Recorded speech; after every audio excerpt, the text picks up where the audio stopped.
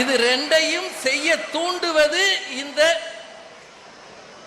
Facebook, WhatsApp. இதுக்கு பெருமை பேசுறதுக்கு ஒரு அம்மா, அவங்களுக்கு இப்ப டீ வேற.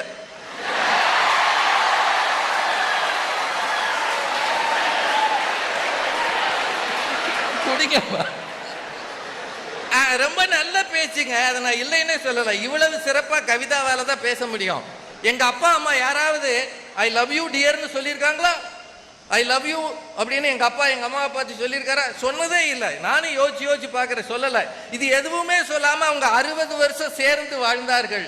ஆனா இப்ப ஓயாம ஐ லவ் யூன்னு சொல்றவங்க 6 மாசத்துல டைவர்ஸ் வாங்குறாங்களே.